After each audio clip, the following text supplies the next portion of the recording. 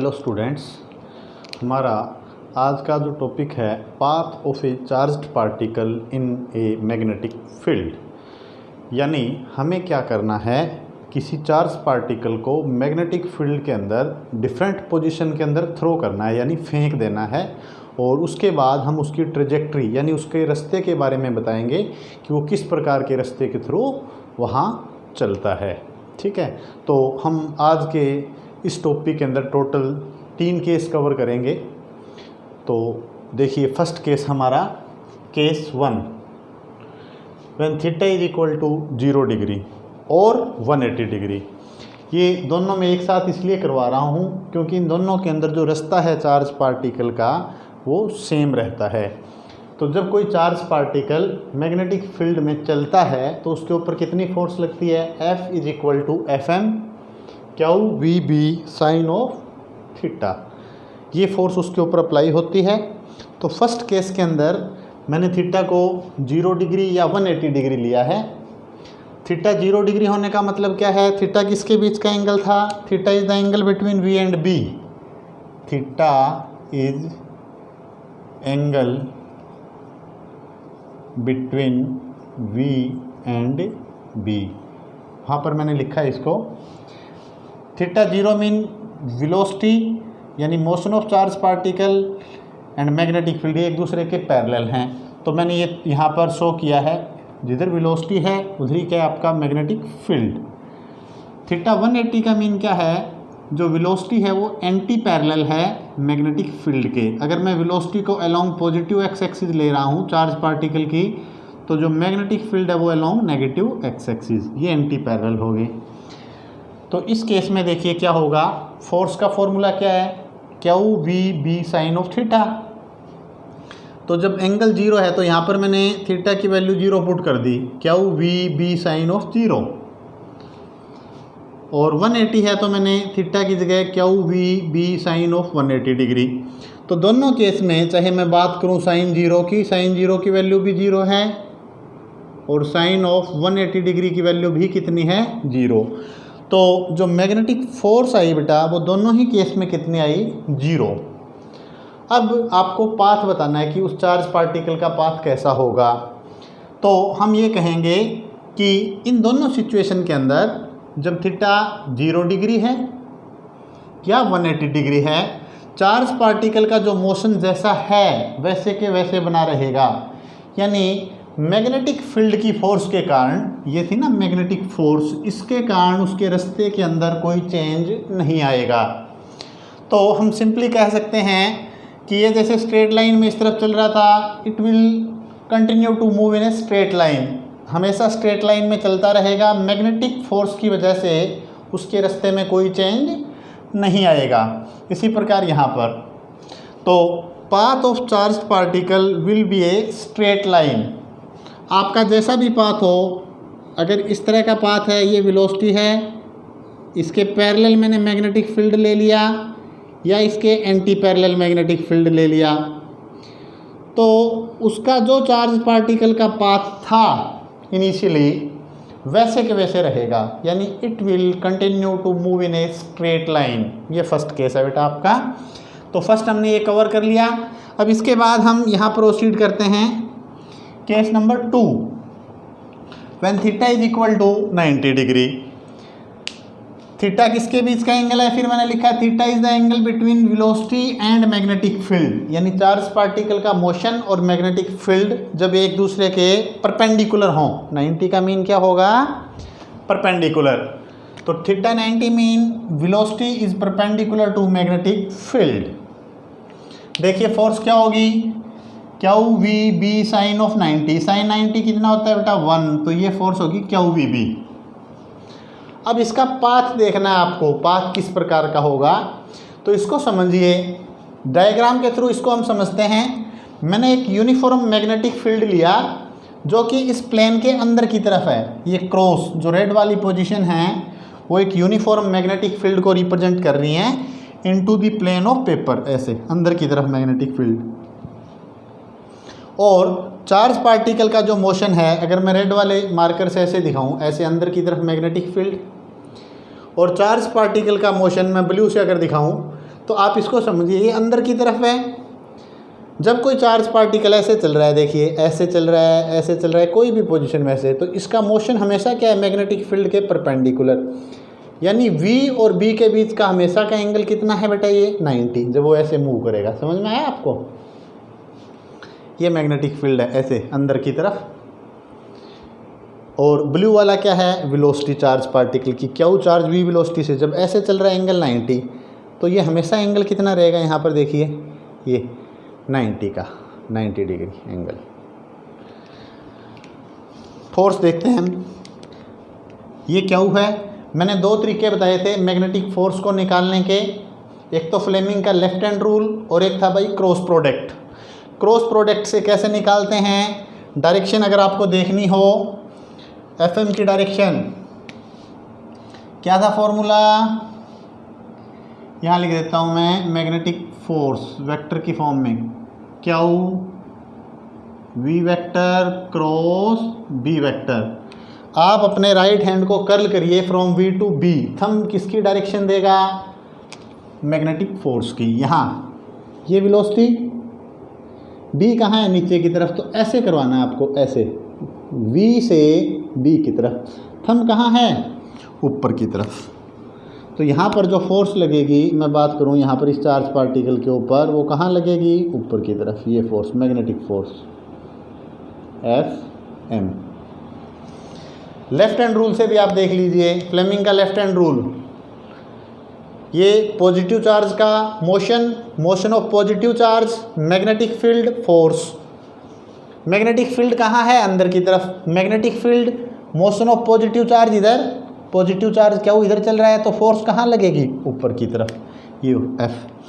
अब देखिए ये फोर्स क्या करेगी, इस चार्ज पार्टिकल जो कि स्ट्रेट लाइन में चल रहा था, इसको क्या करवाएगी, ऐसे डिफ्लेक्ट करवाएगी इस प्रकार से।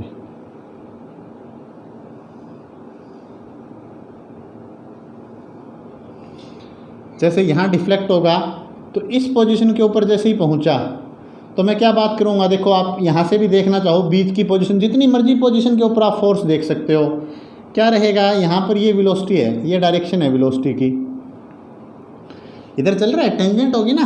तो यहाँ पर अगर आपको मैग्नेटिक फील्ड की डायरेक्शन देखनी है, मैग्नेटिक फोर्स की डायरेक्शन, तो क्या होगी, V ये वेलोसिटी है ना, चार्ज पार्टिकल की वेलोसिटी, V से B की तरफ, V से B, फोर्स कहाँ लग रही है, बोलिए, इस तरफ, ये FM। यहाँ देखते हैं हम, वेलोसिटी कहाँ है, ऊपर की तरफ, V से B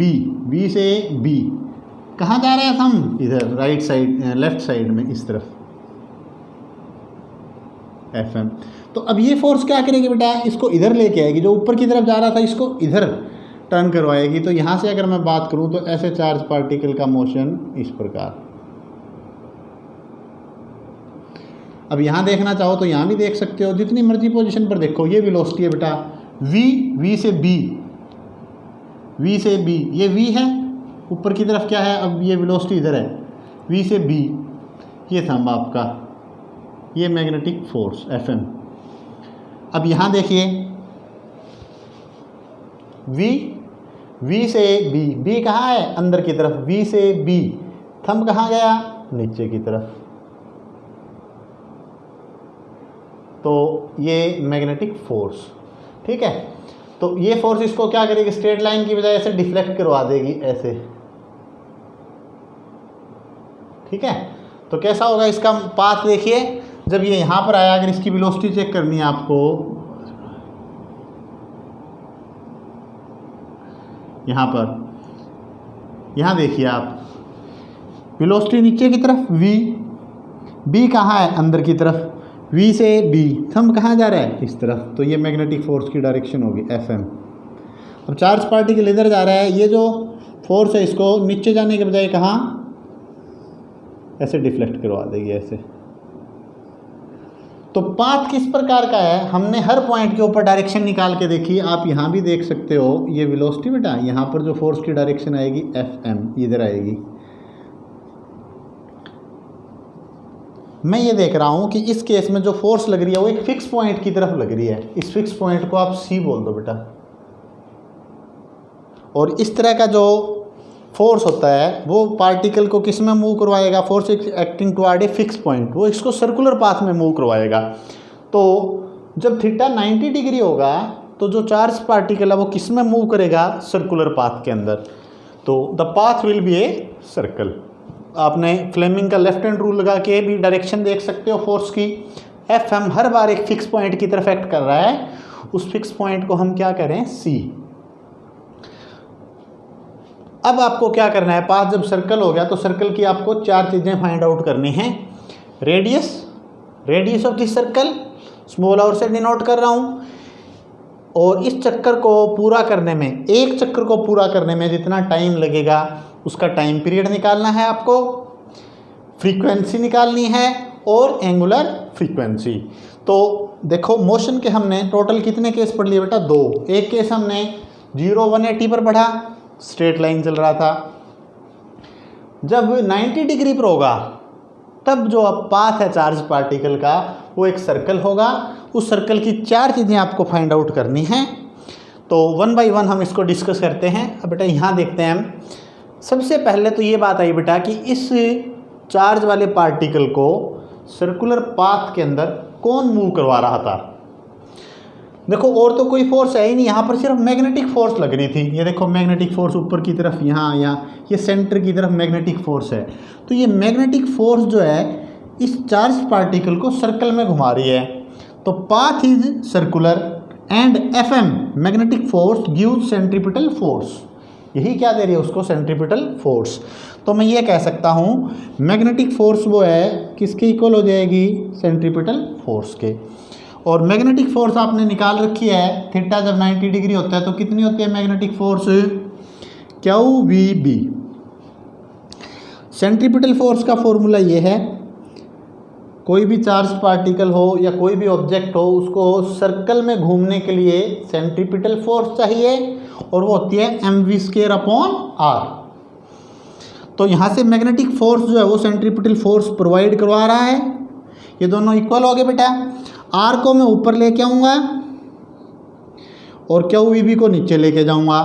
तो एक v से, ये वाले v से एक v कैंसिल हो जाएगा। r is equal to mv/qv। तो इस सर्कुलर पाथ का ये क्या आ गया, radius of circle, r is equal to mv/qv। ठीक है, तो फर्स्ट अपन ने फाइंड आउट कर लिया इस सर्कुलर पाथ का रेडियस। अब दूसरा देखिए, टाइम पीरियड कैपिटल T से डिनोट करते हैं। टाइम पीरियड का मतलब क्या होता है, किसी भी चार्ज पार्टिकल को एक चक्कर पूरा करने के अंदर जितना भी समय लगेगा वो क्या कहलाएगा, उसका टाइम पीरियड। तो स्पीड का फॉर्मूला क्या है, distance upon time. Charge particle तो ऐसे चलता ही जा रहा है ऐसे, तो डिस्टेंस में कौन सा लूँ, मैं कहूँगा एक चक्कर पूरा करने में कितना डिस्टेंस चलेगा। अगर उसका r रेडियस है तो एक चक्कर को पूरा करने में उसका डिस्टेंस होगा 2πr। ये डिस्टेंस हो गया बेटा 2πr। ठीक है, और इसको मैं इंटरचेंज कर लेता हूँ, टाइम को ऊपर ले जाता हूँ, स्पीड को नीचे। तो टाइम, एक चक्कर पूरा करने में जो टाइम लगता है उसको लिखते हैं कैपिटल T। और स्पीड कितनी है चार्ज पार्टिकल की, आपने कितनी ले रखी है बेटा, v। तो अब r की वैल्यू पुट कर दी हमने, ये r की वैल्यू पुट कर दी। r is equal to 2π, r की जगह mv/qv/v, v ने v को मार दिया, 2πm/qv। ये आ गया time period, t is equal to, ये आ गया टाइम पीरियड। एक चक्कर पूरा करने में इतना टाइम लगेगा। तो टाइम पीरियड देखिए स्पीड के ऊपर डिपेंड नहीं कर रहा, चाहे चार्ज पार्टिकल की स्पीड ज़्यादा हो चाहे कम हो, उसको जो टाइम है वो कांस्टेंट लगेगा, independent of speed, time period. फिर है बेटा फ्रीक्वेंसी। फ्रीक्वेंसी क्या होती है, reciprocal of time period. Time period का इन्वर्स होता है, तो 1/t, इसका इन्वर्स कर दिया qb/2πm। ये फ्रीक्वेंसी आ गई चार्ज पार्टिकल की। एंगुलर फ्रीक्वेंसी ओमेगा, +1 में रिलेशन पढ़ा था, ओमेगा ऐसे भी लिख सकते हो, omega is equal to 2π/t। और 1/t क्या होता है, फ्रीक्वेंसी। तो मैंने यहाँ पर ये लिख दिया, omega is equal to 2πf। f की वैल्यू पुट करूँगा qb/2πm, 2π से 2π कैंसिल, तो ये आ गई एंगुलर फ्रीक्वेंसी। Angular frequency. ठीक है, तो इस टॉपिक के अंदर हमने ये चारों चीज़ें भी ड्राइव कर ली और इसके ऊपर न्यूमेरिकल बनने के पूरे चांसेस रहते हैं। तो इसके कुछ एक न्यूमेरिकल्स इन फॉर्मूलों के अलावा भी पूछे जाते हैं, हम वो फॉर्मूले भी ड्राइव करेंगे। तो यहाँ से some other important formula based upon this topic. देखिए, radius of circular path r is equal to कितना है हमारे पास, m we upon q v. अब हमें पता है P क्या होता है, momentum, P is equal to M v. तो अगर यहाँ एम वी की जगह मैं P पुट कर दूँ तो रेडियस ऑफ चार्ज पार्टिकल क्या आ जाएगा, जो कि सर्कल में मूव कर रहा है, P अपॉन क्यू वी। तो एक फॉर्मूला ये हो गया बेटा, एक तो हमने वहाँ से निकाल ही रखा था ये फॉर्मूला। अगर आपको momentum they they charge particle का तो आप ये फॉर्मूला अप्लाई करोगे।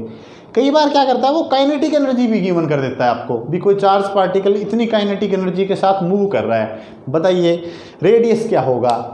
तो अब काइनेटिक एनर्जी की टर्म में हम फॉर्मूला पढ़ते हैं। काइनेटिक एनर्जी ऑफ पार्टिकल क्या होती है, हाफ एम वी स्क्वायर। मैंने इसको m से मल्टीप्लाई कर दिया, m से डिवाइड कर दिया, तो ऊपर क्या हो जाएगा बेटा, m का स्क्वायर m से मल्टीप्लाई करूँगा और डिवाइड में आ जाएगा m।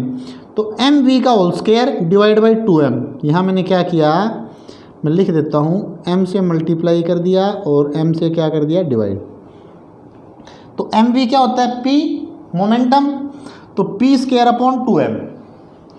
काइनेटिक एनर्जी को मैं डिनोट कर रहा हूँ k से, k is equal to p square upon 2m। तो p square is equal to कितना आ जाएगा, 2mk, p square is equal to 2mk। इधर आके मल्टीप्लाई हो गया, p is equal to under the root 2mk, p is equal to under the root 2mk। Radius कितना आया, रेडियस ये आ गया, p की वैल्यू पुट कर दी, under the root 2mk upon Q b, p की जगह under the root 2mk upon Q B. तो देखो एक रेडियस का फॉर्मूला वो, ये दूसरा रेडियस का फॉर्मूला, ये रेडियस का फॉर्मूला तीसरा, जब काइनेटिक एनर्जी उसको गिवन हो। अब फोर्थ ये देखिए, जो चार्ज पार्टिकल है अगर मैं उसको एक पोटेंशियल डिफरेंस दे दूं, पोटेंशियल डिफरेंस से क्या होगा, जिस प्रकार वाटर फ्लो करता है हाई लेवल से low level, potential difference provide करवाते ही आपका चार्ज पार्टिकल हाई पोटेंशियल से लो पोटेंशियल की तरफ जाएगा। तो मैंने लिखा है if charge is accelerated by potential difference v,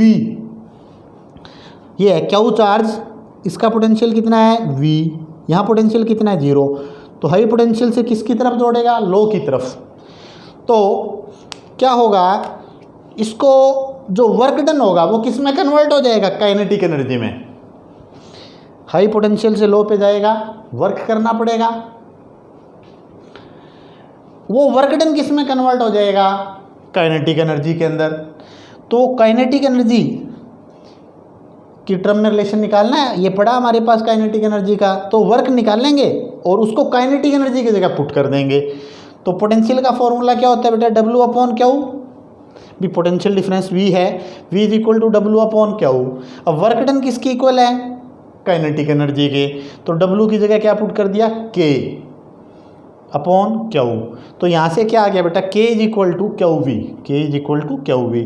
तो अब इस फॉर्मूले के अंदर जो तीसरा हमारा फॉर्मूला था उसके अंदर ये पुट कर दिया हमने, under the root 2m, K की जगह क्या आ गया, क्यू वी, किसकी जगह आया बेटा, K की जगह, ये K की जगह वैल्यू पुट कर दी, ये K काइनेटिक एनर्जी की जगह Q V upon Q B, ये अंडर रूट में है और ये हमारे पास।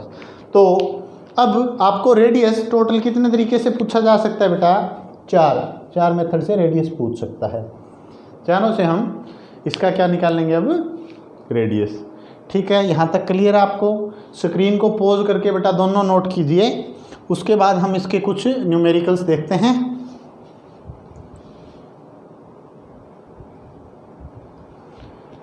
देखिए बेटा हमारे पास नेक्स्ट न्यूमेरिकल प्रॉब्लम है, ये मैंने एच.सी. वर्मा से लिए बेटा, work example number 4, short example है आपका, क्वेश्चन नंबर 4। क्या गिवन आपको, प्रोटॉन, ड्यूट्रॉन और alpha particle moving with same kinetic energy enter perpendicular in magnetic field then find the ratio of radius of circular path. तो अब देखिए आपको जो रिलेशन चाहिए, रेडियस चाहिए, क्या निकालना है, रेशियो ऑफ रेडियस। किसकी टर्म में, तीनों के तीनों सेम काइनेटिक एनर्जी से चल रहे हैं, परपेंडिकुलर मैग्नेटिक फील्ड के अंदर एंटर करते हैं, तो पाथ क्या होगा, सर्कुलर। अब सर्कुलर पाथ के मैंने लास्ट वाले टॉपिक में तुम्हें 4 फॉर्मूले बताए थे रेडियस निकालने के। R is equal to M we upon Q B, क्या क्या थे हमारे पास फॉर्मूले, R is equal to M we upon Q B, और एम वी की जगह P अपॉन क्यू बी, और एक था हमारे पास अंडर द रूट 2m के अपॉन क्यू बी, और एक था पोटेंशियल डिफरेंस की टर्म में under the root 2m Q B upon Q B. तो अब यहाँ पर क्या कह रहा है, सेम काइनेटिक एनर्जी, तो आप ये काइनेटिक एनर्जी वाला फॉर्मूला यूज करोगे रेडियस निकालने के लिए। R is equal to M we upon Q B, ये डेरिवेशन पर मैं नहीं जा रहा, मैं डायरेक्ट फॉर्मूला यूज कर रहा हूँ। अभी हमने डिस्कस किया है अंडर द रूट 2m के upon Q B, where k is the kinetic energy. Radius का रेशियो पूछे बेटा प्रोटॉन, न्यूट्रॉन और अल्फा पार्टिकल की, तो मैंने प्रोटॉन का रेडियस जो था वो मान लिया rp, न्यूट्रॉन का मान लिया rd, और अल्फा पार्टिकल का r अल्फा। देखिए क्या होगा, अब जो एंटर कर रहे हैं मैग्नेटिक फील्ड की वैल्यू सेम है बेटा, तीनों एक ही मैग्नेटिक फील्ड में एंटर कर रहे हैं, और सबकी काइनेटिक एनर्जी भी क्या है, सेम। तो फैक्टर क्या बचेगा, 2 कांस्टेंट है। तो जो रेडियस है वो डिपेंड किस पर करेगा, यहाँ से देखिए radius is proportional to under the root m upon Q. Kinetic energy same है, यूनिफॉर्म मैग्नेटिक फील्ड के अंदर एंटर कर रहा है, सबके लिए फील्ड सेम है, 2 कांस्टेंट हो गया। तो रेडियस डिपेंड करेगा m अपॉन क्यू पे, तो मैंने लिख दिया प्रोटॉन, न्यूट्रॉन और अल्फा पार्टिकल। प्रोटॉन का क्या होगा बेटा, mass for proton mp, charge for proton, neutron mass of neutron and charge of neutron, alpha particle का mass of alpha particle, charge of alpha particle. यहाँ से मैंने ये रिलेशन लिख दिए सभी, ठीक है। अब अगर मैं बात करूँ प्रोटॉन और क्या है आपके पास न्यूट्रॉन, और तीसरा क्या है अल्फा पार्टिकल, तो ये आपको याद होंगे, अगर नहीं याद है तो बता देते हैं। देखिए क्या है, यहाँ तो मैंने क्या लिख दिए पार्टिकल, क्या क्या हैं, यहाँ पर क्या लिख रहा हूँ मैं, मास। अगर प्रोटॉन का मास तुम क्या लेते हो, प्रोटॉन के मास को डिनोट करते हो m से, तो न्यूट्रॉन का मास क्या होता है इसका 2 टाइम, और अल्फा पार्टिकल का मास होता है इसका 4 टाइम, ठीक है। अब नेक्स्ट देखिए, मास के बाद कौन सी 2 चीज़ों पर है, चार्ज। प्रोटॉन का चार्ज अगर आप प्लस ई लिख रहे हो तो न्यूट्रॉन का चार्ज भी क्या होगा, प्लस ई, और अल्फा पार्टिकल का जो चार्ज है वो क्या होता है, प्लस का 2e, ठीक है। ये है बेटा इसके मास और चार्ज का। तो मास ऑफ प्रोटॉन, प्रोटॉन का मास कितना है m, charge of proton e, mass of neutron, neutron का मास ये रहा 2m, charge of neutron e, alpha particle का मास कितना होता है 4m, क्या लिखा है, जो प्रोटॉन का मास है ना उसका 4 टाइम, 2m का मतलब प्रोटॉन के मास का 2 टाइम, तो 4m। अल्फा पार्टिकल का चार्ज 2 टाइम ऑफ प्रोटॉन, यानी क्या होता है, अल्फा पार्टिकल होता है बेटा हीलियम का न्यूक्लियस, या मैं कहूँ हीलियम एटम से जब आप 2 इलेक्ट्रॉन को रिमूव कर दोगे, 2 इलेक्ट्रॉन रिमूव करोगे तो कितना आएगा, 2 यूनिट पॉजिटिव चार्ज। तो ये अब यहाँ से देखिए, अगर अंडरूट m/e को मैं रेशियो ले लूँ तो यहाँ कितना आ गया 1, ये कितना आ जाएगा अंडरूट 2 अंडर रूट 2, ये 4 का रूट करोगे कितना आएगा 2, 2 से 2 कैंसिल, तो ये भी कितना आ जाएगा 1। तो ये रेशियो आ गई बेटा कितनी, 1:√2:1। अब दूसरा देखिए बेटा, यही सेम क्वेश्चन है, इसके अंदर मैंने क्या कर दिया, ये जो तीनों पार्टिकल थे ना इनको एक्सेलरेट करवा दिया under same potential difference, these are accelerated under same potential difference. तब आपको क्या निकालना है, वही तीनों की रेशियो फाइंड आउट करनी है। तो देखिए फॉर्मूला क्या लिखेंगे, वही R = mv/qb। काइनेटिक एनर्जी की टर्म में तो हमने ये लिखा था, अब पोटेंशियल की टर्म में आपका फॉर्मूला ये हो जाएगा √2m/qv/qb।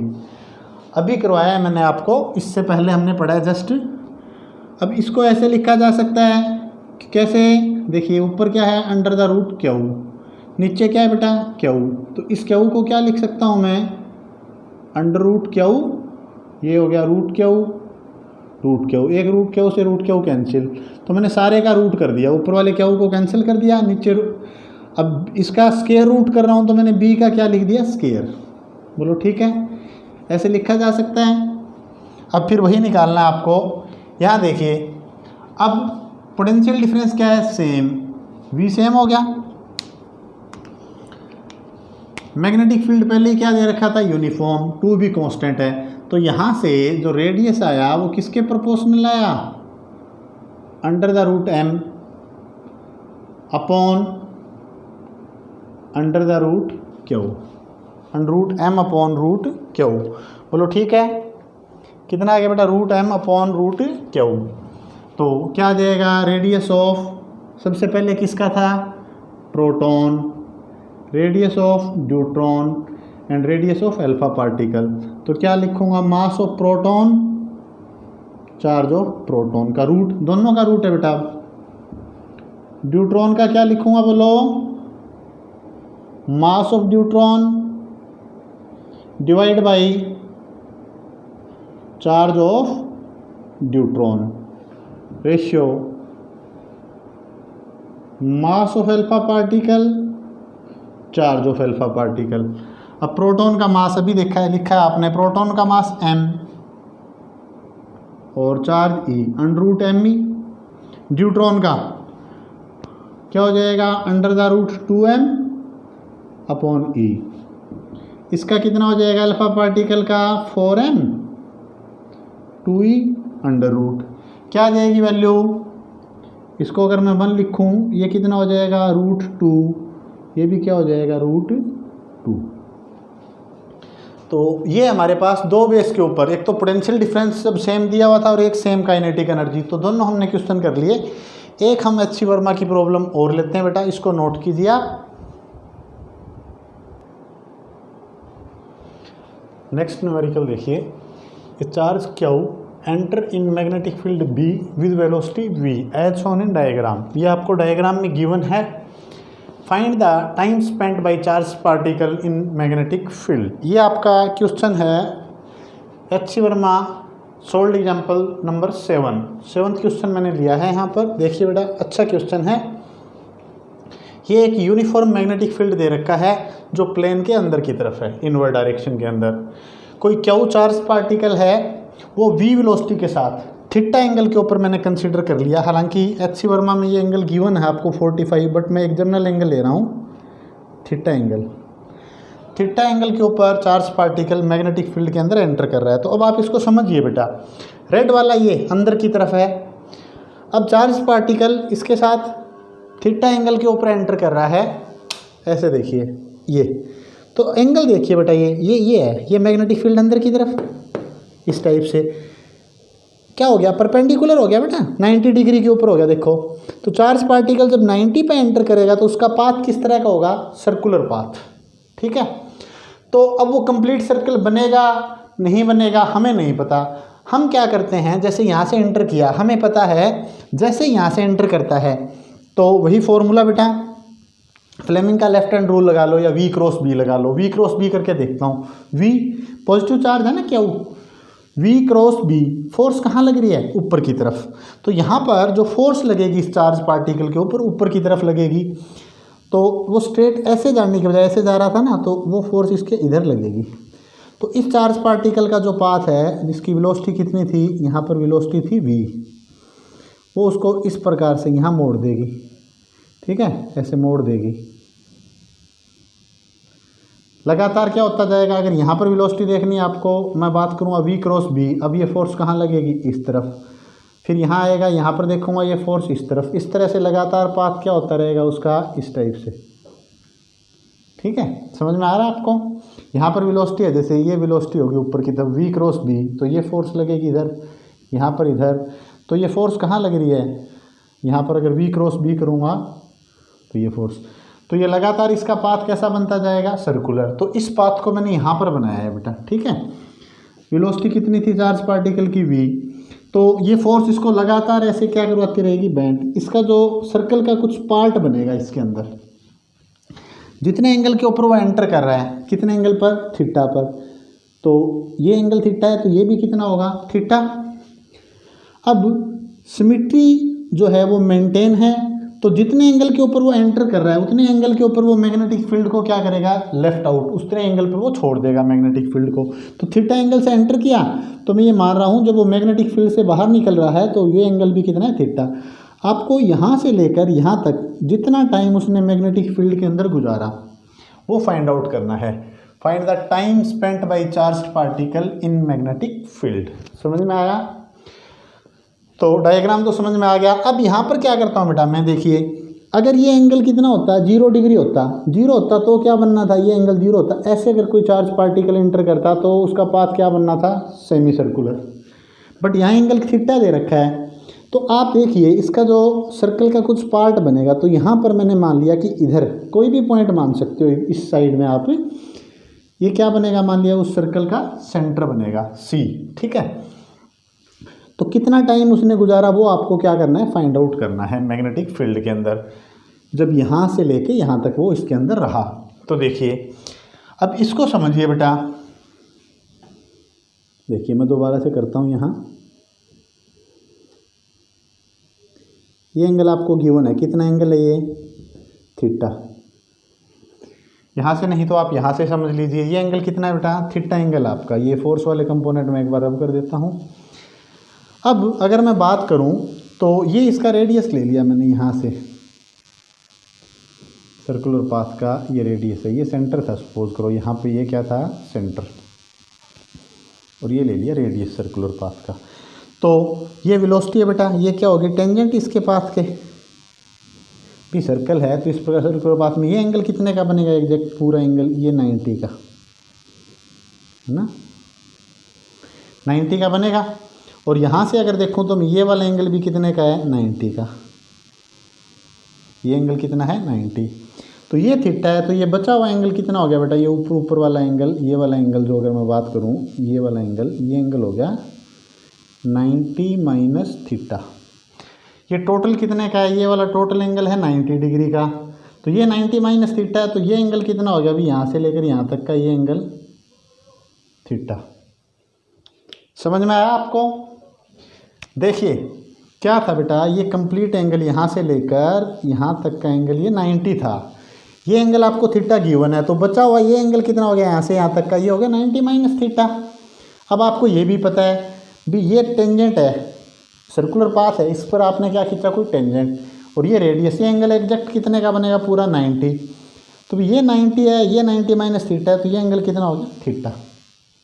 ठीक है, ये एंगल थीटा है।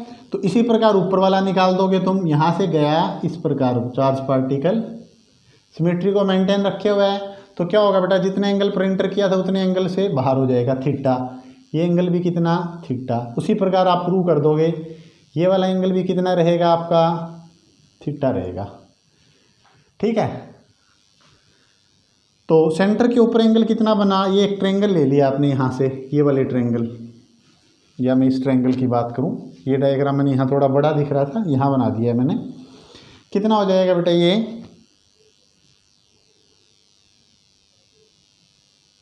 ये क्या था, सी। ये एंगल कितना है, थीटा। ये एंगल भी कितना है, थीटा। ये ट्रायंगल के तीनों एंगल का सम कितना होता है बेटा, बोलिए क्या होगा, ट्रायंगल है ना, तो ये कितना हो जाएगा, पाई माइनस 2 थीटा। 180 डिग्री होता है ना, रेडियन में बात करूँ तो कितना होगा, पाई रेडियन, तीनों का सम। तो ये थीटा तीनों का फिर सम करोगे तो कितना आ जाएगा, पाई। तो ये सेंटर के ऊपर कितना एंगल बना इसका, पाई माइनस 2 थीटा। अब इसको समझिए, जब पार्टिकल मैग्नेटिक फील्ड के अंदर अपना एक चक्कर पूरा करता है, for complete circle angle is 2 पाई, और टाइम पीरियड कितना होता है, 2 पाई एम अपॉन क्यू बी। कितना टाइम बिताता है वो मैग्नेटिक फील्ड में, ये निकालना है ना आपको। तो जब सर्कल पूरा करता है, पूरा सर्कल करता है, तो एंगल कितना होता है, 2 पाई, और टाइम कितना लगता है उसको मैग्नेटिक फील्ड में, 2 पाई एम अपॉन क्यू बी। अब मैंने ये मान लिया कि एंगल कितना है, यूनिट एंगल के लिए 2 पाई के बजाय क्या ले लिया, यूनिट एंगल के लिए उसको कितना टाइम लगेगा, अभी 2 पाई से डिवाइड कर दो, 2 पाई ने 2 पाई को कैंसिल कर दिया, कितना आ गया m/क्यू बी। अगर कोई एंगल कितना बन रहा है, थीटा एंगल बन रहा है, थीटा एंगल बनाते समय उसको कितना टाइम लगेगा, तो आप थीटा से क्या कर दोगे, उसको मल्टीप्लाई। तो अब ये कहूँगा 4 एंगल, कितना एंगल बनाया बेटा उसने यहाँ पर, बोलिए ये एंगल जो बना कितना बना, π-2 theta, 4 angle π-2 theta. Time is कितना हो जाएगा बोलो, time t is equal to m/क्यू बी इंटू थीटा कितना आ गया बोलो, π-2 थीटा। तो ये टाइम पीरियड आ गया, इतना टाइम उसने मैग्नेटिक फील्ड के अंदर क्या किया, स्पेंड किया। बोलो समझ में आया बेटा। यहाँ पर मैंने आपको सिर्फ क्या निकालना सिखाया है, एंगल। यहाँ ये एंगल बिल्कुल आसान तरीका है। तो 2 पाई एंगल बनाता है तो कितना टाइम रहता है, 2 पाई m/क्यू बी। यूनिट एंगल के लिए इतना रहेगा। आप ये देख लो सेंटर पर कितना एंगल बना, अभी यहाँ से जब घूम के यहाँ तक आया तो सेंटर पे कितना एंगल बना, π-2 थीटा। तो इतना टाइम उसने क्या किया, स्पेंड किया inside a magnetic field. Note कीजिए इसको।